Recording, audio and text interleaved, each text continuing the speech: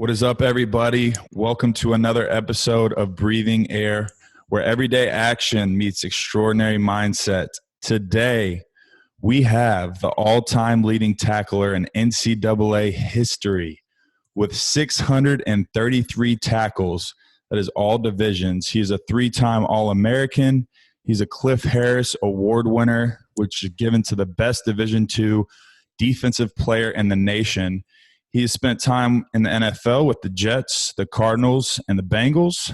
He has been an assistant coach at Blue Springs High School in Kansas City, Missouri.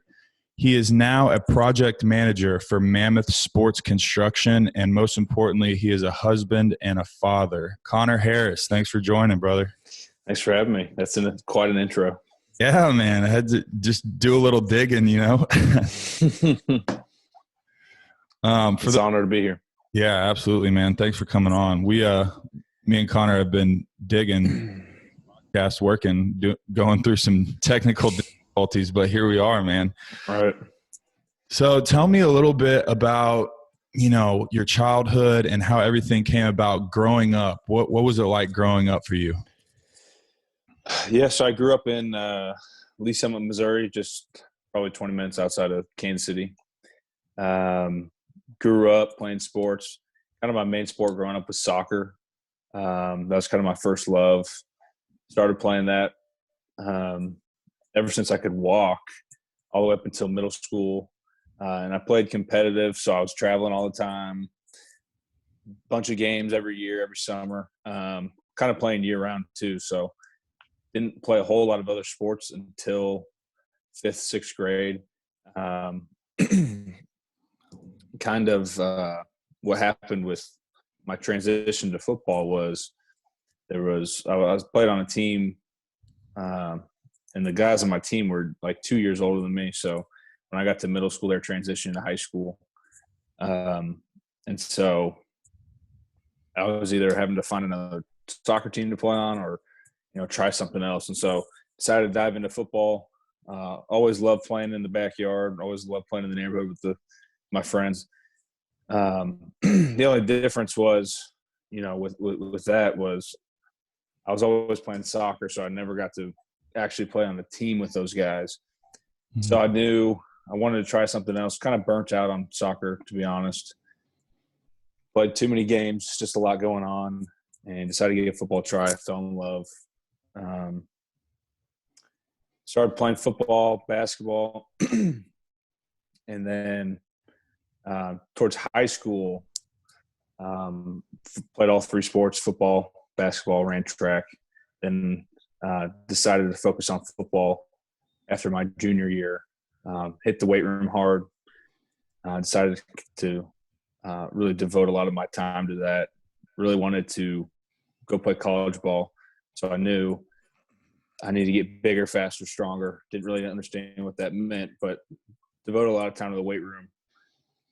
Had the opportunity to go play at Lindenwood. Had a lot of good memories there. Had a lot of success. Had the opportunity to go play in the NFL a little bit. So that's kind of my journey in a nutshell. Yeah, absolutely. And I think you touched on multiple things. What I want to start with is you talked about growing up and, playing soccer at an early level, and you talked about playing three sports in high school. So how do you think playing multiple sports in high school and growing up, how do you think that, helped develop you as an athlete, or are you more for specialization when it comes to, kids that are in middle school and their parents are like, you're going to be a football player. We're doing cone drills until you can't do them anymore. Right. No, I mean, I'm all for the multi-sport. That's how I'm going to raise my son and future kids is just let them do whatever they want as far as sports goes. Encourage different sports. I'm a huge believer in being able to develop differently in different sports, and you use different skills, depending on if you're playing baseball versus football. But I think you can learn stuff from each and make yourself better in each type of sport. And so, with the specialization, you see all these kids, I think it's more parent driven. Their parents are trying to live through their kids more, and they want them to do something that they didn't get to do or something like that, and it's just getting more and more competitive.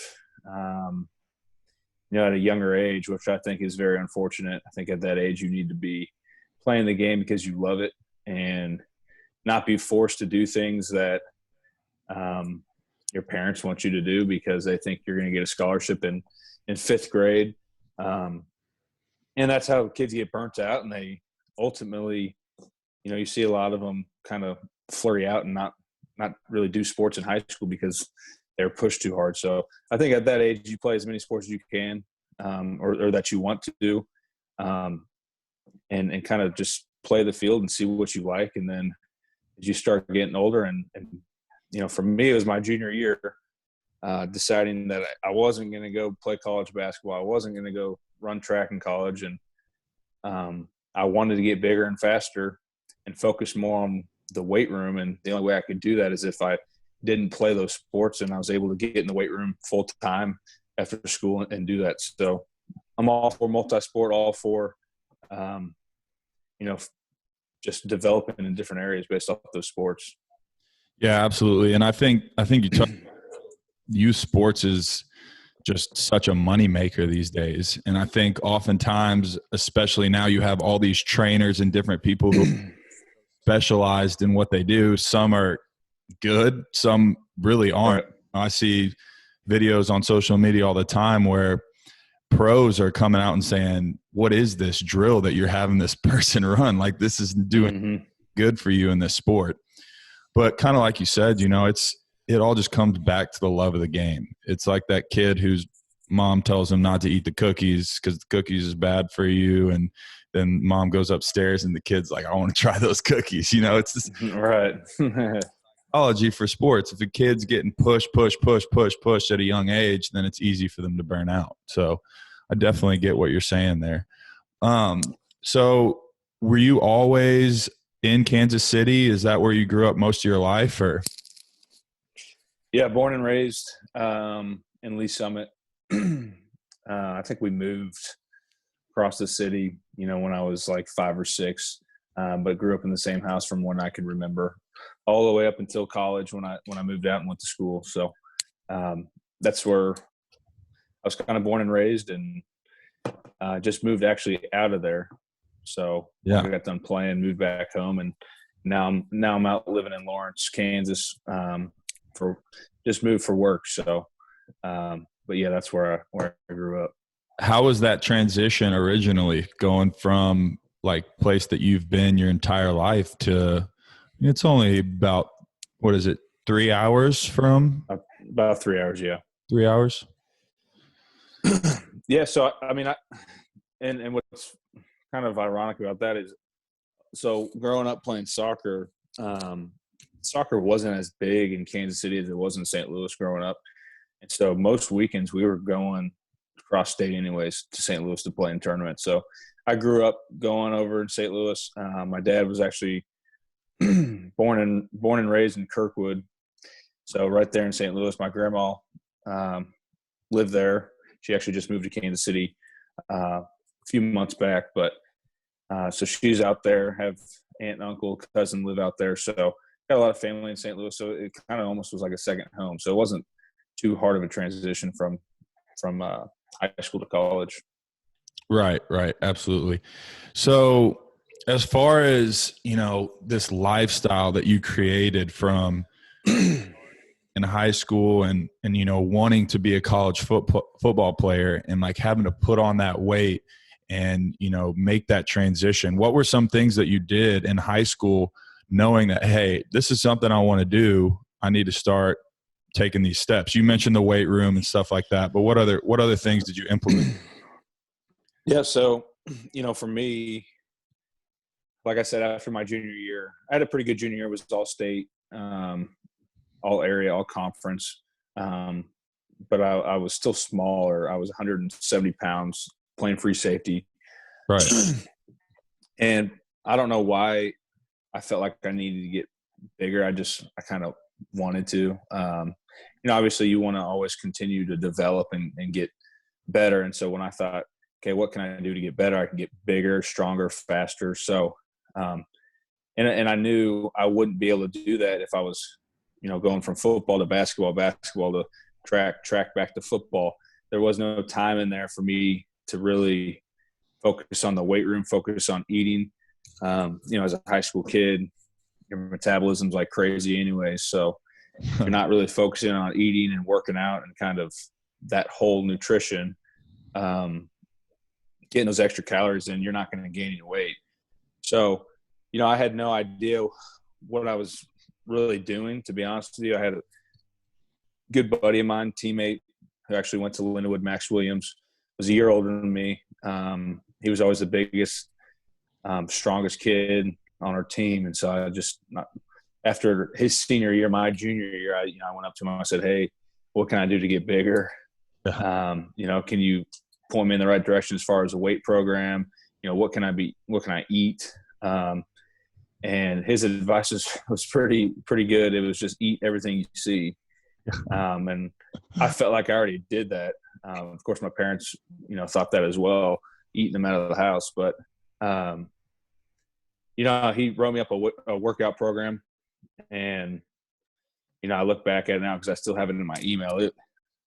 It was now if I were to try to do that program, I would burn myself out. It was just too much. Working out total body every day of the week for 6 days, one recovery day. But at that age, I took advantage of it. I literally took advice and ate everything I saw. Went to McDonald's a couple times a day. McDoubles, McChickens were $1. So I would always find a bunch of quarters and get some of those.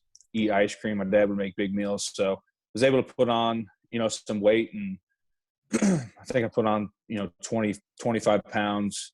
By the time football season rolled around again, and so having success doing that, and then having a successful senior season, I kind of put 2 and 2 together and was like, hey, this is working. Obviously it's not perfect, and you want to try to perfect it and continue to make it better. And that just came with experience and knowledge and, research of how, because I wouldn't recommend to a college athlete now, hey, go eat McDonald's. You're trying to gain weight. Just because there's better options you can pick from. But, for me, that was what I needed to do, trying to get extra calories in. It was $1, so that's what I did. But, just trying to do that, trying to be the best I could be in the weight room, and then just making sure I tried to eat as much as I could. Right. And you talk about the 25-pound leap. That's where I think if you are going to specialize, I think that it shouldn't be till later in high school, you're a freshman, you're a sophomore. Okay, I'm really good at this. And this is something that it's my passion and I love it. And then it's you're talking about where, hey, I need to gain weight for football. This is my love. But I'm running track and I'm playing basketball and I'm burning 2,000 calories at practice. And that's kind of holding me back from this goal. I think that's a place where you could say, okay, maybe you need to start looking at it this way if you actually have a legitimate, shot to go play at the next level. Right. But so speaking of your senior year, y'all went to the state championship, correct? Yeah. So we ended up winning the state championship my senior year. It was an awesome season. Kind of just put the icing on the cake for my high school career.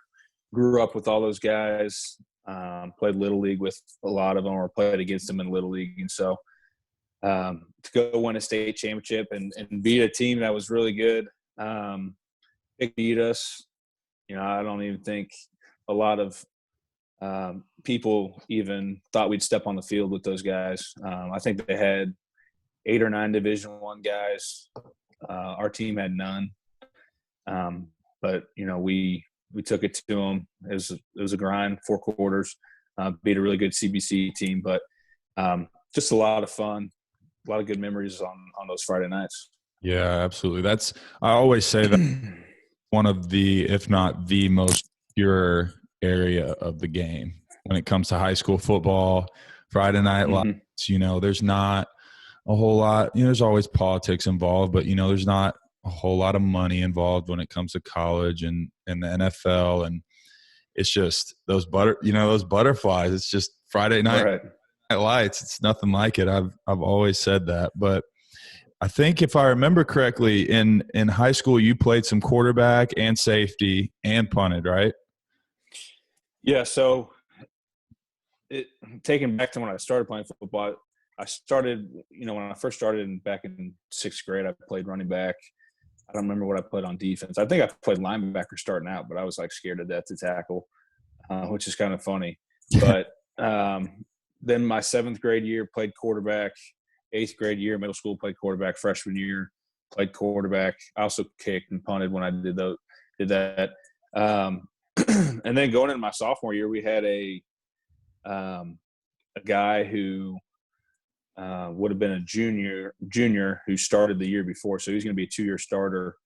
And it was, I could either sit and wait for him or play a different position. So I played free safety. I kicked and I punted my sophomore and junior year. And then my senior year had an opportunity to go back and play quarterback as well. So didn't really leave the field a whole lot my senior year, which was awesome. Got to play both ways and hardly came off the field, which is something that's kind of rare, especially at a big school. But I took pride in that and, had a lot of good memories, like you said, playing some of the best football, most fun football I've ever played. Yeah, on those nights. Absolutely. What was your thought process going into recruitment? Because I know going through it myself, it's a crazy process and there's a lot that goes into it. But for someone like you, who I'm sure had some D1 looks and offers, or whether they were preferred walk-ons or offers or however that was, you'll have to tell me. But what was your thought process going into that, and how did you end up deciding, hey, Lindenwood's the place for me? Yeah. I feel like I could talk for an hour on this. Just because my recruiting process was kind of all over the place. Like I said, I played quarterback my senior year, but I was 5'11", 220 pounds. We probably threw the ball 30, 40% of the time. We did a lot of read option stuff, so more running. We had a great running back who played at Pitt State. But anyways, a lot of the schools were like, hey, we don't want you to play quarterback. You would have to move positions. Play defense as well, but you hardly see 220-pound, 5'11" free safeties, Right. So, and at the next level, they want the safeties to be smaller. They got to be quick, got to be able to cover the field. So a lot of the big schools are like, hey, we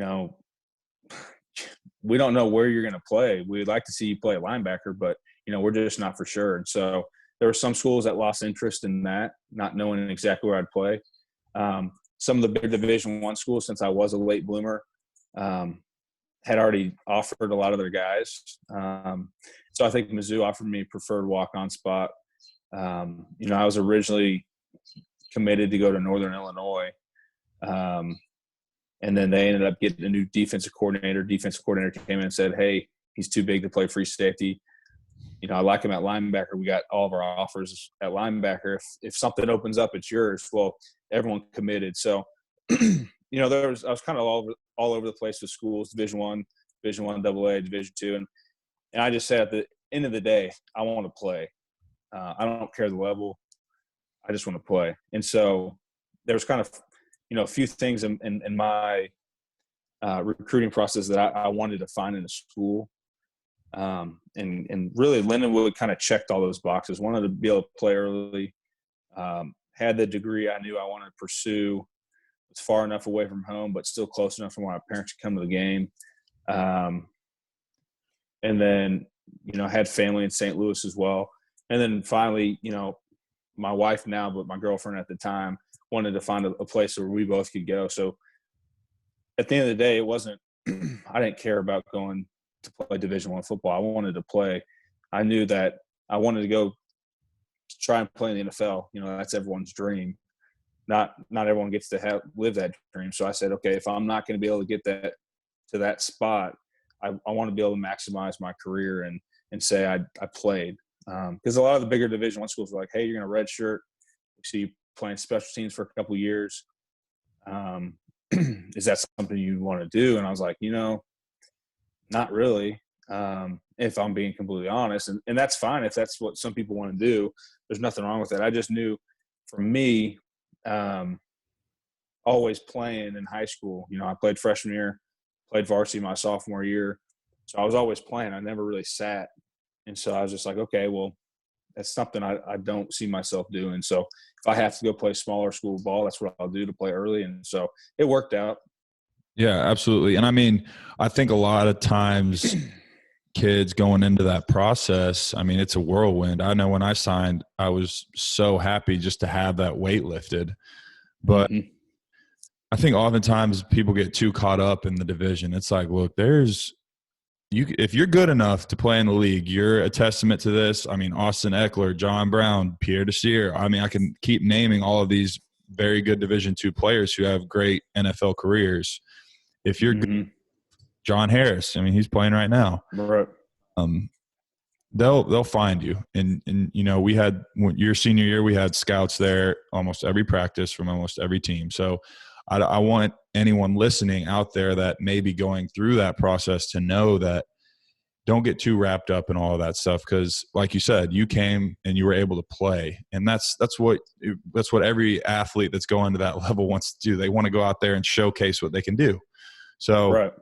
that's a big thing, and that takes a little bit of put the ego to the side. You may be passing up a D1 where you had a preferred walk on, or where you go sit a few years, but at the end of the day, you're not doing it for that. You're doing it, for you and your family and what's best for you. So I think that's a big thing. So go ahead. One thing to echo on that, and you got to think of like the recruiting process is crazy. Thousands and thousands of kids are wanting to try to go play. And so, I remember going through it and being like, well, why is that kid getting offered there and blah, blah, blah. And it's just like, guys slip through the cracks all the time. Mm-hmm. And I didn't understand that until I got into my first rookie mini camp with the New York Jets. And so the way that works is you got your draft picks, you got your undrafted guys that sign contracts, and then they invite like 40 or 50 guys to try out for a couple of days. So they have basically one big team. You're practicing, scrimmaging as guys, and you're playing with guys from I was playing with Jamal Adams, who was our number one draft pick. I was playing with guys from Texas, who was a minicamp invite, whatever. And you're looking around and you're meeting these guys and you're like, oh, you played at Texas? You were the start safety at Texas. You were the starting whatever at whatever big school. And I'm like, you wouldn't even have played at Lindenwood. Like, that's just how – like, there's guys that you're like, how'd you play at Texas? How'd you play at Michigan? How'd you play at these big schools? You couldn't even have competed in the MIAA. And that's just the reality of it. Sometimes it's timing. Sometimes it's who knows what that college coach was thinking, and so guys slip through the cracks. And like you said, you're good enough, they're going to find you whatever division you're at. And then, I see it all the time. It's like you see all this stuff on social media. It's like Division I or bust. Like, I'm not going to Division II. And, those are usually the kids that don't make it anyways, regardless. But, there's, like you said, there's a lot of good players at the small schools. There's just good football in general, regardless of the level. So got to consider everything. Yeah, absolutely. How was did you spend any time with Jamal? Is he that loud of a character in person? Yeah, he's a good dude. He's funny. He's a hard worker, but yeah, he talks a lot. He's very confident. I think a lot of people would mistake that for arrogant. He kind of seems arrogant at times, but he's just confident in what he does. But he backs it up, you know what I mean? And so just like how he is, on all the videos that you see that the Jets post or the NFL post, he's just like that. But like I said, he's a good dude. Yeah, I love his energy, and I can see why people would say that. But, I mean, like you said, hard work, you know, builds confidence. And when you put that Right. in, you're allowed to be confident in what you do. There was this quote that I saw not too long ago. I think I actually tweeted. It was humble enough to prepare and confident enough to perform. So Mm-hmm. you're preparing. It's game time. The lights are on. You have the confidence to go out there and, you know, show what you can do. So, and that goes Right. thing. I know we're speaking heavy on sports because this is our background and this is stuff that, you know, we have lived and been through. But I mean, that goes with anything. If I, for example, I do orthopedic sales for surgeons. So if I go into a case and someone's having an ACL and I don't know the technique, I don't know what's going on. Or, you know, if you're going to try and sell someone a new stadium and you don't know this or that about, you know, your dimensions or how it would work, or it's not going to look good on me or you or anyone in that position. So Right. there's so much rollover when it sports and business and life. Speaking of which, what is some stuff that you've taken from, you know, your athletic career, whether that be starting out in high school, college, into the NFL, that you are now implementing still in your life? Like, what are some of those habits and characteristics? Um, that's a good question. I think it's kind of hard to pinpoint like one thing or two things down. I like you said, I feel like it just all rolls over. Um, but I think some of the biggest things are just like mental toughness. You know, we live in a culture now where like if things don't go the way you think they should, like people just break down or they don't know how to, you know, handle that.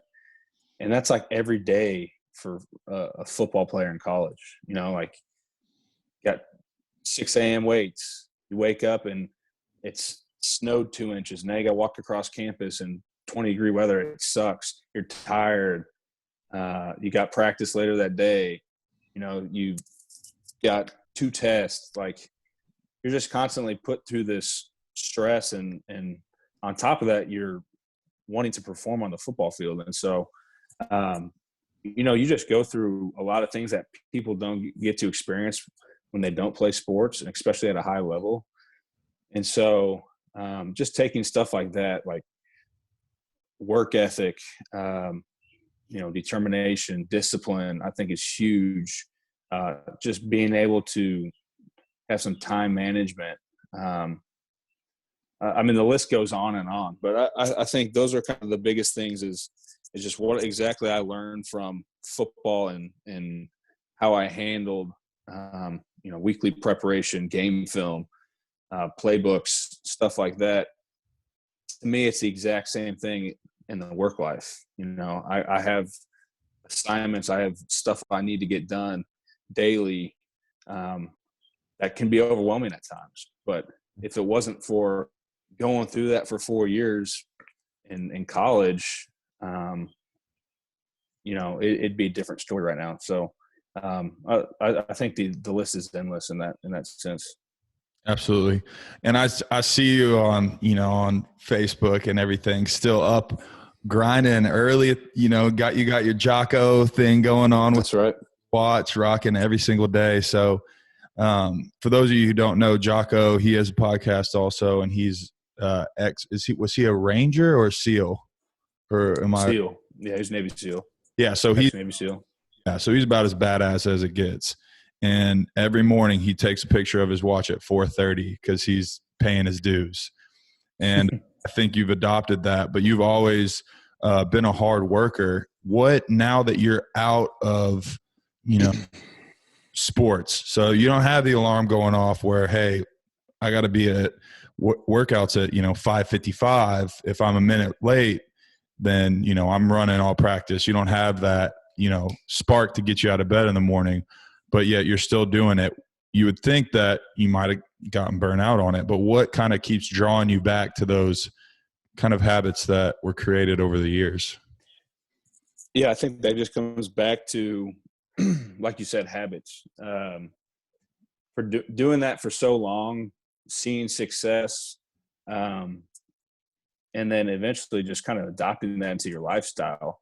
It's something that I thought I'd be able to just flip off when I was done playing.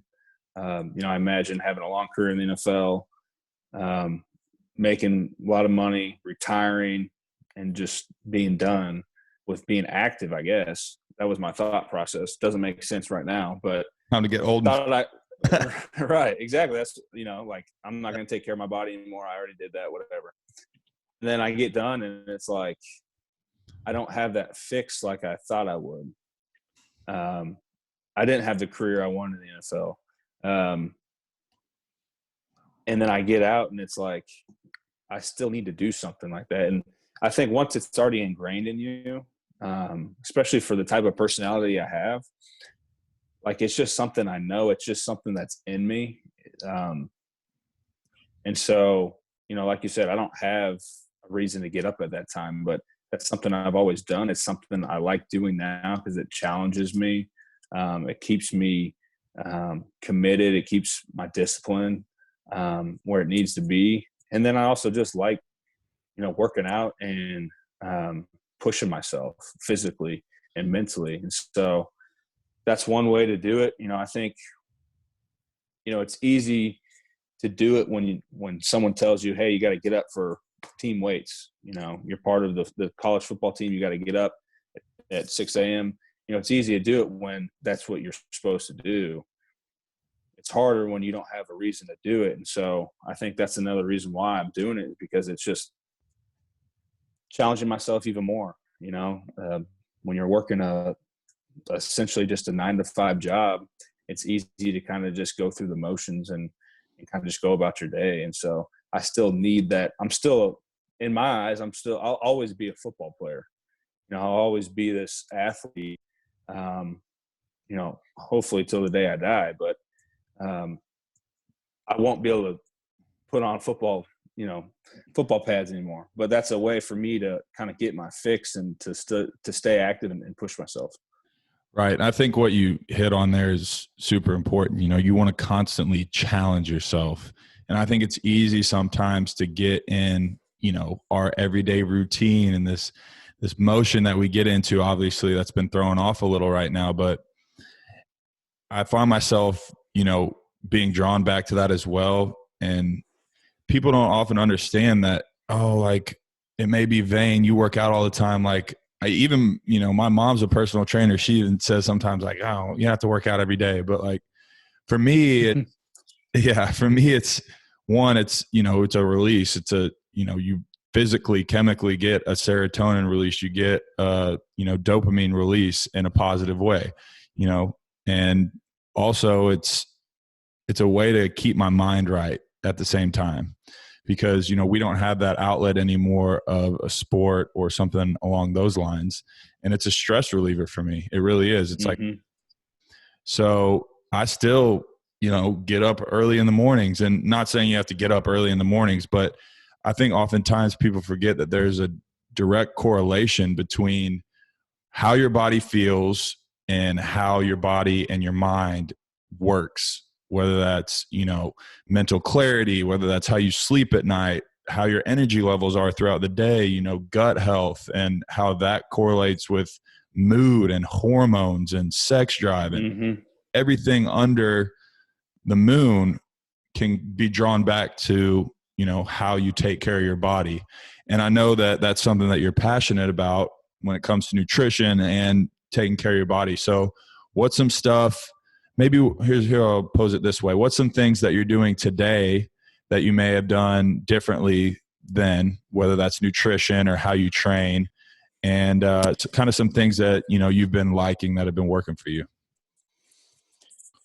Yeah. I mean, I'm kind of one of those guys that, like, I love routine. I think that started back playing sports, but and that's kind of why I like Jocko and those type of guys so much, is they're military guys. They're routine. They're all about, hitting that routine every day. And so for me, I've always kind of been consistent on, my process of things, that you could say. So I like focusing on things that other people don't. So, like, doing the little things right, as far as making sure, not as much anymore of sleep, because now that I have a young son, and just with work and just having the nights be more of, free time for my wife and I, since we're, have a little one, that can be crazy at times, but, focusing on getting enough sleep, focusing on taking care of my body, whether that's eating the right foods, and what's crazy is I'm more relaxed now than I ever have been on my diet. I'm the type of person that's like, I have to eat the same thing every day at the exact same time. And that's just how I was. And honestly, it was a bad thing I went through. But I'm that kind of type of a person that I'm fine with eating the same things every single day for every single meal. I just love that routine. But, focusing on staying hydrated, drinking enough water, taking your supplements that you need to, your multivitamin, especially in a time like this when, we're going through this pandemic with this virus and we're quarantined, and not supposed to be going out. And it's like, you're seeing all this stuff about, not going outside and, this and that. But what you don't see is why aren't they talking more about taking care of your body? Why aren't they talking about the things you can do to help put your body? There's nothing you can do to prevent this virus from getting you. But what you can do is get enough sleep that helps your immune system. Take extra vitamin C, vitamin D, zinc, probiotic to help your immune system.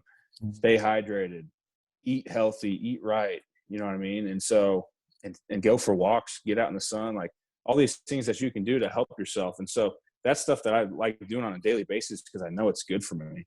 And it doesn't just help me physically, it helps me mentally. And so, those are kind of things that I've always have done. But now that I'm kind of done playing, it's just still become a part of who I am. And so it's easy just to continue to do that routine. Yeah, absolutely. I think you touched on a lot of good things there. It's good. We are habits of creature. We have to realize that at the core, we are habits of creature. And although some may be, more addictive personality than the other, or some may like routine more than the other, it's all different personalities. But like what you're constantly feeding yourself, whether that's physically, what the food you eat, how you take care of yourself, or mentally what you're consuming, whether that be social media or the music you listen to or the people you surround yourself with, you ultimately, you become a reflection of that eventually. So I think that leads into that point very well. You got to just, one, be cognizant of what you're putting in your body and what you could control, basically, because we can't control what's happening right now, but we can. I don't know if it was Stug that said this or one of our coaches, but it was always, control the controllables. And that's something that was being like back in my head throughout this whole thing. And for me, it was kind of like, don't make excuses, make adjustments. And I think that it was easy during this time to make excuses like, oh, I don't have the gym. It's closed. So I'm going to be lazy for the next month. I know you could easily have said that and no one would have thought different about it because, you're in this situation instead of, all right, I'm going to do 100 push-ups a day and I'm going to try and run a mile. And like, I'm out here running. I hate running. I got bummed. Exactly. And on the cardi no is what I call it. Cardi no. Yeah. I'm out here running and trying to find something to stay active, like you said, but, it doesn't have to be intense. The little things, like you said, taking a walk in the sun and just using this time to spend extra quality time with family members and stuff. So speaking of family, Roan is how old now? 12 months. Is that what you said? 17 months. 17. Okay. So little baby boy and growing by the second, I'm sure. And then Marissa, you and her were high school sweethearts. So tell me a little bit about that transition, that's a long time, to be together and to make it that far. Yeah. And it's been it's been amazing. But we met our freshman year of high school. We're 15 years old, so that was back in 2009, which is crazy to think it's Nah. almost it's 11 years now. But it's been amazing. She's been the biggest support, just throughout this whole football process and school. And I think back to when we started dating, and just kind of these past 10, 11 years, a lot of moving around, a lot of up and go. And so to finally kind of be settled down, start a family, it's kind of come full circle. And so it's a daily grind. Marriage is tough. It's real, but it's awesome and super rewarding. Especially just to see her as my girlfriend, and then my wife, and now a mom. Like it's so awesome to see that. And then when you have a kid, you like never know what true love is till you see your son or daughter. And it just opens your eyes to this different perspective of what life is. And for so long I thought my life was football, and I thought my life was just having success in football and that. And now it's like I don't even care about that anymore. Once I saw my son and we started this family, it's like that's what matters to me, and just making memories and everything else with him. So it definitely opens your eyes.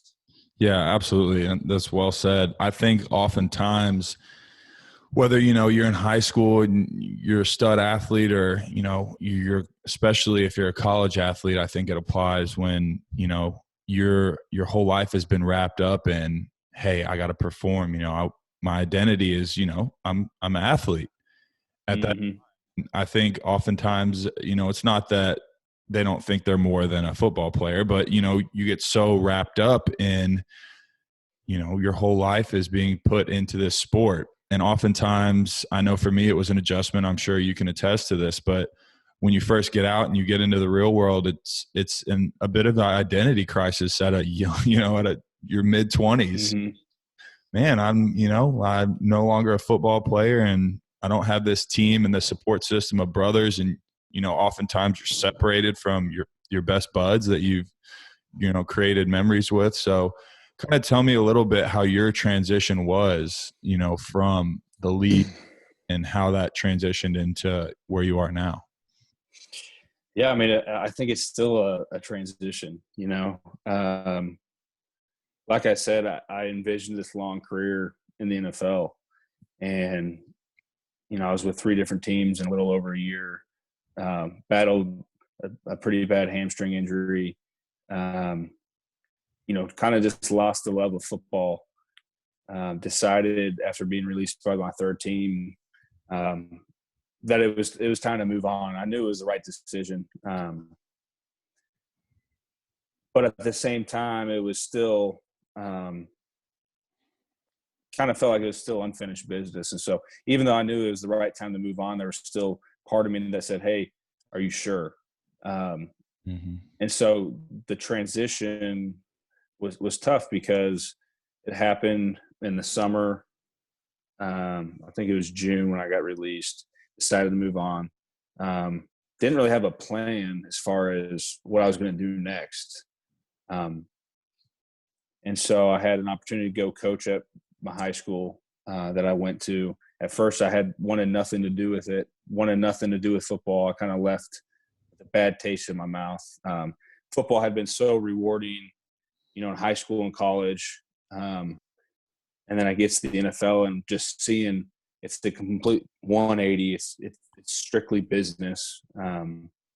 It's not like what it is in college and high school, where it's, college is a little different, but high school, like you said, it's pure. It's for the love of the game.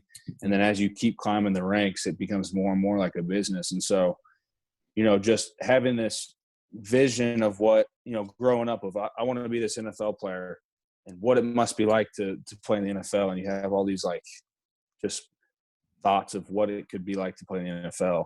And then you get there and it's like, wow, this is nothing what I thought it would be. And so leaving and being done with that and moving on, I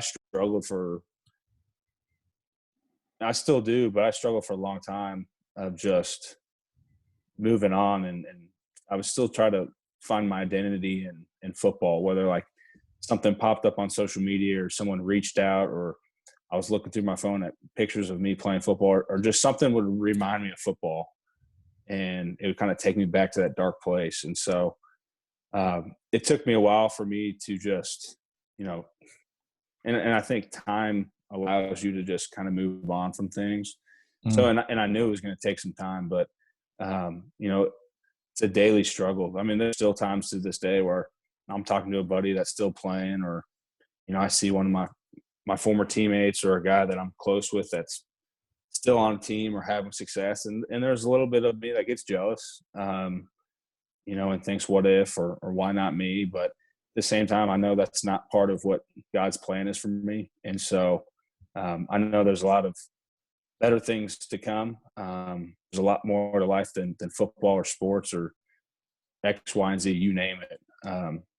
So football is just a small part of who I am and what I did. So, you know, it's still a daily struggle, but I'm getting through it and moving forward. Yeah, and I don't think that it ever really goes away. It's one of those like it gets better with time, but that pain, that feeling is all you're like yearning for the game is always there, because it's right. that you can duplicate. I mean, you know, you talk to guys who are you hear Hall of Fame speeches, and you hear guys who are coaches or retired. It's the reason why people continue to be around the game that they love, because it's just in them. It's a part of them, you know, to the core. And it's not, like you said, who they are as a person, but it's just intertwined with their DNA after so long. And, you know, it's that time that you're becoming a man almost, and build you into the man that you eventually become. And I saw a thing pop up on Facebook, like you were talking about, and I just thought of it. It's the first time I thought about football in a while, you know, because we don't even have sports right now, which sucks. Right. I know. I'm so ready for sports to be back. And the XFL, I saw that. That was a sad deal there. That's so sad, because I mean, I think that they had a legit shot to continue. Yeah, they had a lot of backing. I had a lot of former teammates, a lot of friends that were playing in it, that loved it.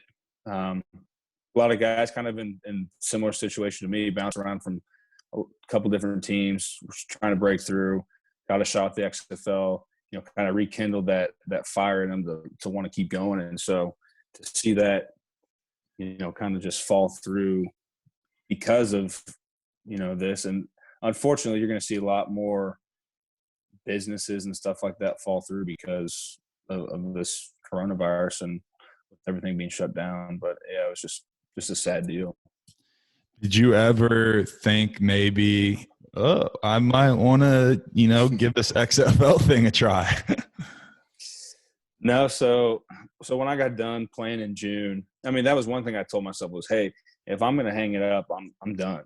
You know, there's no trying to come back in 2 months or 2 years. Like, if I'm going to make that decision, I'm done. And so, you know, it was probably 2 or 3 months after I got done playing. There were still a couple of NFL teams calling, you know, hey, we can get you in training camp. Are you sure you're done? We'd love to have you. And at that point, I was like, no, I'm done. As a couple months went on, CFL team reached out. I think it was Toronto. They had my rights. They wanted me to come up and play in the CFL. And I was like, no, that's definitely not what I want to do. And so I didn't consider anything under the NFL. I knew when I was done, I was going to be done. But like I said, I had a bunch of buddies play. But me trying to move on from football, I knew I had to be completely done if I was going to move on. Right. enjoy what I'm doing now. And so I love what I'm doing now. I love the company I work for. The people I work with are awesome, amazing people. It allows me to spend a lot of time with my family, to go do things. That's something that is rare. Playing sports for so long, especially college, NFL, you don't have a lot of free time. Your weekends are really your business days. Right. So, I never really knew what it was like to have some free time. And now, now that I have some, especially now that I'm done coaching for at least this year, just being able to do things, hopefully once things start opening back up. But, I didn't really consider doing that at all. Yeah. A buddy of mine that you may have listened, he was actually the first one on the podcast, and he spent a little bit of time with the Patriots. It was kind of the same thing. I remember he had just started working with us at Mid-South, and he had gotten a call, and he played O-line. So he, 315 and dropped, after ball, he dropped pretty quickly. A lot of those guys do. Those offensive linemen are athletes at that level. I'm sure you can attest. Oh, yeah. It's really crazy, but he dropped down from like 315. I think he was sitting at like 270 maybe. And he got a call, and it was around that time, and he had just been out, and he was kind of itching. But similar to your situation, he had a really bad back injury, and it was one of those things where he was like, you know what, I've been playing through this messed up back, kind of similar to your hamstring story. I'm a little bit lower on the totem pole. I got to keep playing. I got to keep proving myself, but this is really an issue, playing in a back brace and all this stuff. So it kind of got to the point where he was like, yep, nope, I'm not coming back, hanging. And speaking of which, does it hurt to get out of bed still? Have the ache gotten a little bit better since you stopped? They have.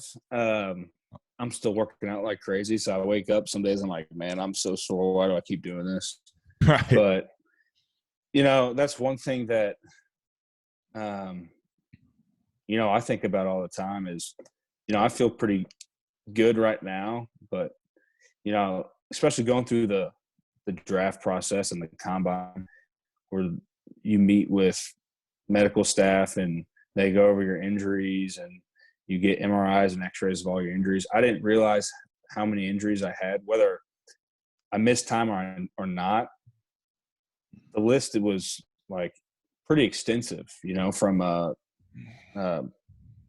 partially torn UCL in my left elbow, pop bursa in my knee, little nicks and stuff like that you don't think of are a big deal, because it's like, I'm not missing football, so it's not that big of an injury. I found out at the combine that a sprained ankle at, I think it was in the spring game of 2014. I thought I sprained my ankle. Turned out to be a fractured ankle. And I didn't find that out until I was going through the draft when I was at the combine, and they go, hey, that x-ray, it looks like you fractured it. We needed you to get MRI. And I was like, well, that makes sense. There was a reason why I couldn't walk for 3 or 4 weeks. But stuff like that I'm like, okay, I feel pretty good right now, but how long is that going to last? But I think that's just kind of something you take pride in a sense. It's like, I went to war every day with my brothers and played a game that not a lot of people get to experience. And so, kind of feeling like crap every once in a while, I'm fine with that, to make those memories and, be able to say that I played the game. Right. And, I'm right there with you. I've had 2 ACL surgeries and dislocated shoulder, and who knows how many, nicks and bruises. No one gets to week 5 in a full season and feel right. other than about 80% of their full before that adrenaline kicks in. But it's kind of crazy to see now on my end of things, because I'm in the OR, so I get to see, an ACL surgery. And I remember the first one, I looked at the doctor and I said, sir, I understand why my knee hurts still. Just, taking a saw and bone plug patella. And oh my goodness. I was like, I can't even watch this right now. But yeah, it's, that's the sacrifices that you make. Inherently, it's a violent game, and that's why we love it. It's old coach of mine said this is the only game that you can legally assault people and get away with it. Yeah, no doubt. So, it's violent, yes. And do I think there are ways that you can make it safer, especially when it comes to, the head trauma and the injuries that we're seeing, people like Hernandez and Junior Seau and the CTE stuff that is real and is happening. Yes, but at the same time, it's a violent sport, and that's what it is at the core of it. I think oftentimes people don't realize how much of a chess match it is at the same time, though, which is why I loved it, because it's a mental game at the same time.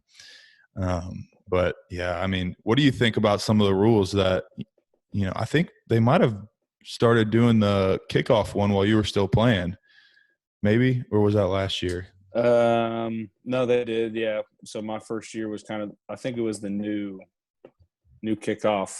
No, it wasn't. It was still the old kickoff. Inside the 25 now, I think is or no, if it's something like inside the 25-yard line. And well, now they do it to where, like on kickoff, the team that's kicking off, the guys they don't have a 5-yard head start to run. They have to stand on the line when the ball's kicked. Now they can run. So that was different. I'm all for, making the game safer in that sense. I think if you would have asked me 4 or 5 years ago how I thought about it, I would have been, no, we can't change the game. Like this. Now that I've seen the game, and played at that level, those dudes they're dudes, and I was 5'11", 245 pounds, and there's no lineman. One of my best friends, his name's Ben Braden, played tackle at Michigan. He's 6'6", 340, and he had 16 or 17% body fat. I mean, just crazy. Probably one of a kind in the world type of guy, and ran a 5 flat 40. You know what I mean? So those are the type of guys you're dealing with, and there's going to be some punishment with that. And so I'm all for making the game safer now. I think you have to, and there's no reason why a guy should be coming out and having mental issues, physical issues. I mean, if you look at the average age of a former NFL player, I think it's late 50s, early 60s. Wow. And wow. It's pretty insane, how bad a shape guys are in. And so I'm all for making it safer. I don't have the answers to that. I think what they're doing right now is helping with the special teams. I think that's kind of where you see a lot of injuries, are those full speed contact type plays like kickoff, kick return. I actually liked how the XFL had their kickoff. It's kind of unique, and something you might see the NFL adopt here pretty soon. Which one did they do? They did I don't know the specifics, but they had the kicker back, I think, on the 35. And then they had the kickoff team already down there, and they were only separated by 10 yards. So the kicker kicked it, and when the returner caught it, that's when they could start running. And so it, kind of alleviated that full speed contact. And so now you only have a 10-yard window. And so it's basically a blocking drill. So right. I thought that was pretty unique how they did that. You might see that here pretty soon. Yeah, those NFL. I mean, it's a different kind of athlete. It really is. It's the elite of the elite athletes at that level. And, not to say that those dudes don't work 24/7 on their craft, but they're in the upper 1 percentile of freaks of nature. Mm-hmm. Well, you see, I mean, I saw, and so this is kind of where I had a weird kind of, not falling out, but I just had a weird, I thought everybody in the NFL was going to be like me, obsessed with the grind. doing everything right, the little things. Like these have to be on their A game 24/7 to be at this level. And Right. you get there, and don't get me wrong, there's a lot of guys that are like that. There's a lot of small school guys that are like that because they have to be. But then there's a lot of guys that are big name guys that you're like, that guy skips workouts. That guy doesn't do this, doesn't do that. He eats like crap in the cafeteria, and he rushes for 200 yards a game. Like every day after practice, Adrian Peterson would get a Dairy Queen Blizzard, and that's what he would eat. And he looked like he was sculpted, you know what I mean, from straight marble, like worked out once or twice a week. And maybe he was different, you know, in college and his first few years. And I mean, he's been in the league forever, but right. It worked for him. You know what I mean? And so when I saw that, I'm like, damn, I got some just bad genetics, you know? I'm over here eating spinach and trying to just be, you know, as healthy as I can be so I can get this edge. And this guy's eating a Dairy Queen Blizzard after, you know, practice. He's about to go rush for 200 yards tomorrow. Right. So, there's some genetic freaks out there, but it's pretty rare. Yeah, absolutely. I mean, I remember seeing guys like that in college, you know, that would eat whatever, hamburgers and pizza, drink soda and all this stuff, and then they'd just be cut up. I'd be like, dude, if I did that, I'd be nice and plump. Right. Yeah. Or they'd go out and they would, you know, have a great game after that. And you're like, yeah, how do you do that? But some people are just different. Absolutely. Absolutely.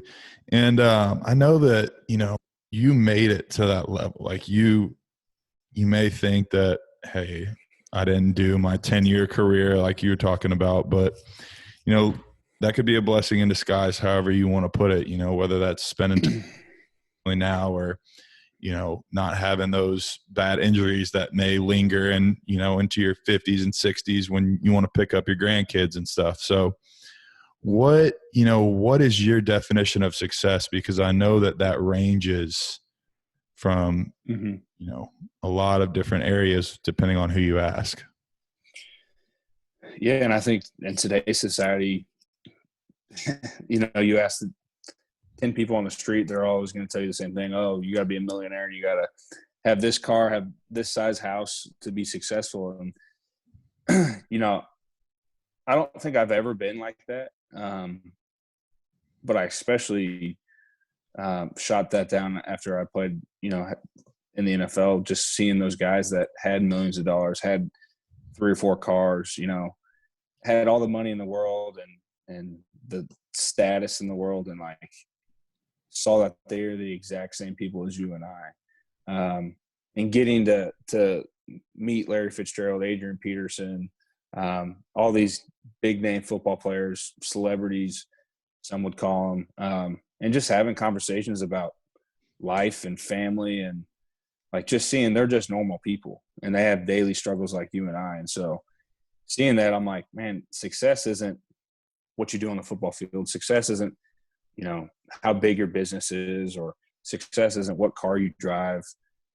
To me, success is providing for your family. For me, it's raising the best son and hopefully future kids as I can, being the best husband to my wife, and raising my family and just making memories with them. And, you know, that's to me what having a successful life is going to be. Yeah, absolutely. And it's morphed and changed for me over the years. And obviously I don't have right now, but when you get out into the real world, you start seeing so many different things that maybe you were, I wouldn't say sheltered to, but maybe that you weren't, you know, you were maybe a little ignorant to it at the time. In college, you know, you're kind of in your own little bubble with your own guys running around, you know, exactly. your circle. And you get out into the real world and you're like, whoa, this is a little different.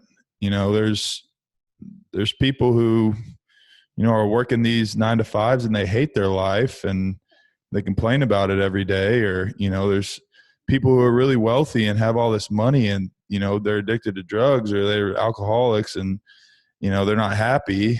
They have all this money, but they're not happy. And not to say that there's anything wrong with making a lot of money. I think, everyone has the goal and aspiration to make as much money as possible. But I think there's a fine line, like you said, between, what success is and, attaching yourself to some monetary value, which doesn't mean, that much at the end of the day. So, right. And I think if to me, if you were to lay out just, if I were to lay out my football career, some people might say, man, you were super successful in your football career. And I would look at it and say, I would have used to say, no, that's a failed football career because I didn't see it all the way through. I didn't have that 10-year career like I thought I would. So I failed. That's the same thing with people with money is they go, oh, $1 million isn't enough.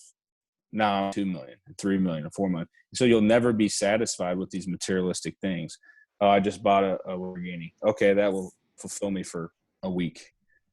Now I want this. Now I want that. And so it's like if you keep trying to find your identity in these materialistic things, or you think things are going to make you happy, you're just going to be wanting more and more and more. And so I've learned that, I'm not going to find happiness in that because I already tried with my football career.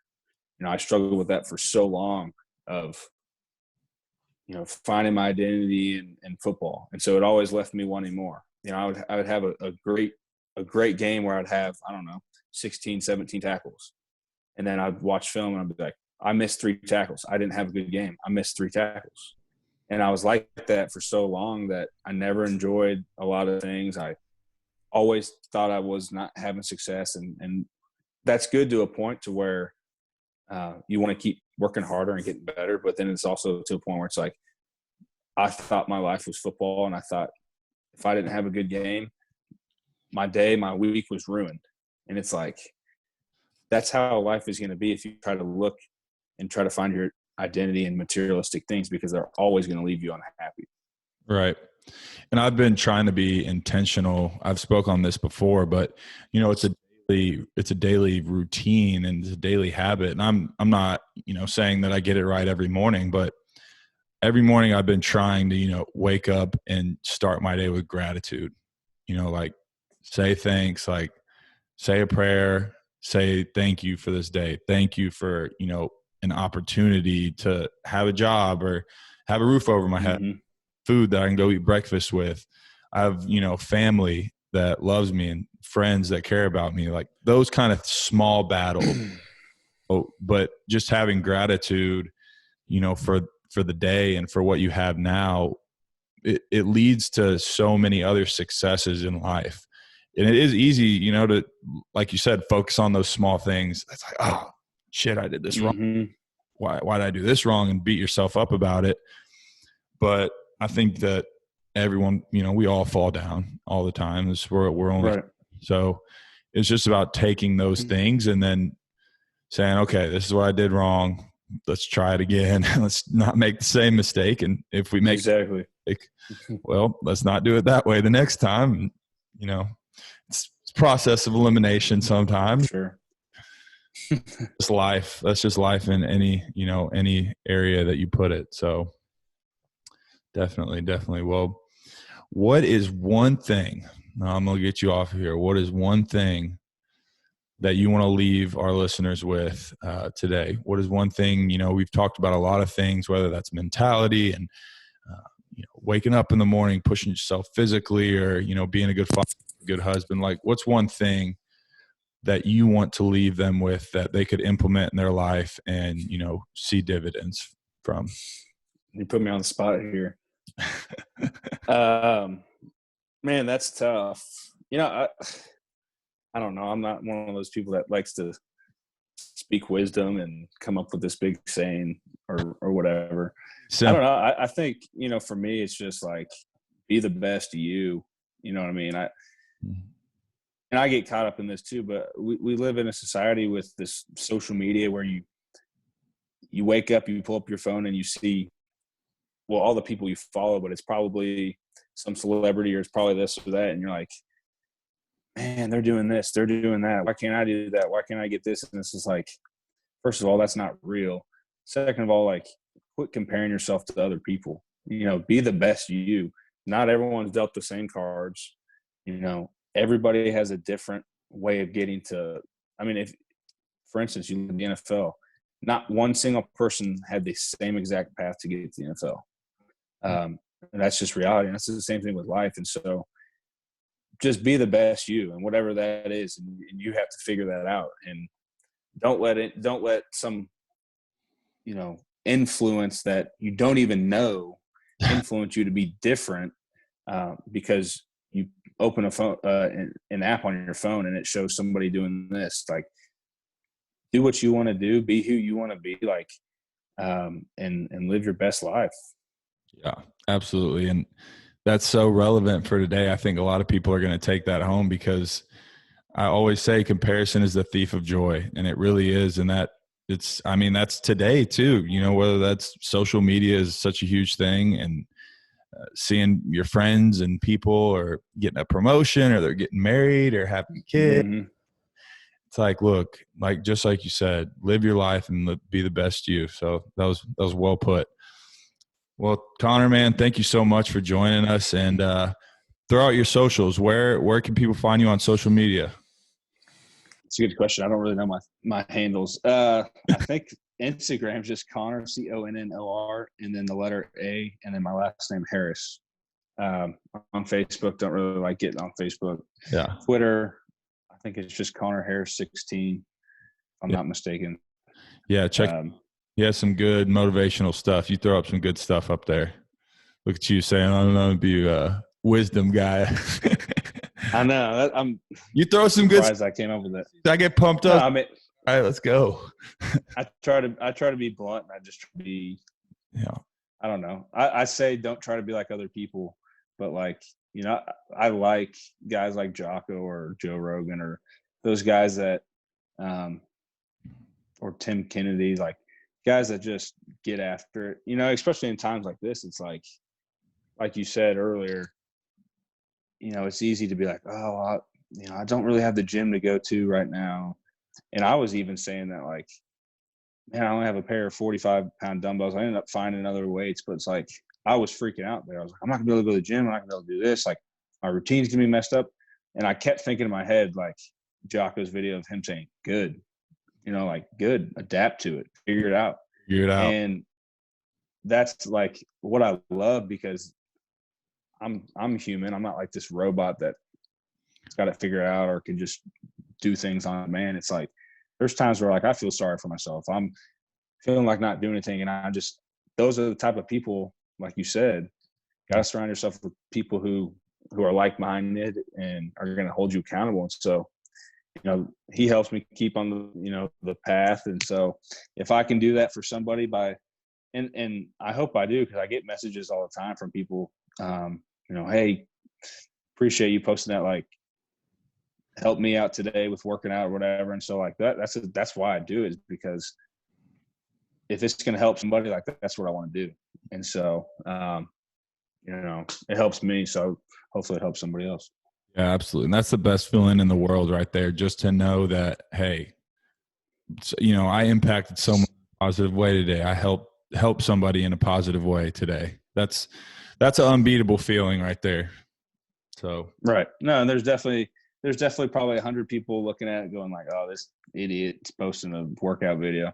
But if there's that one person that goes, okay, well, that kind of inspired me to go run a mile, like, that's all that matters. So, and that's forget those 100 other people. Absolutely. Yep. That's the attitude you have to have, because there's always going to be people who, look at you one way or another and say, oh, why is he doing this? Why is he posting a workout video? Why is he starting a podcast? It's like, no one wants to listen to this dude talk. But if you live your life behind that motive of, oh, I wonder what people are going to think about me. I mean, that's no way to live life. If there's something that you want to do and it's something that you're passionate about and something that you feel connected to, you shouldn't care about what other people, because I guarantee that someone's going to see that passion shine through and it's going to inspire them, like you said. So Absolutely. I'll challenge people to. Couldn't agree more. Yep. Well, man, thank you so much for coming on, spending your time. I know we had some technical difficulties at first. We defeated the adversity. We did. We made it work. Absolutely. I appreciate you having me. All right, brother.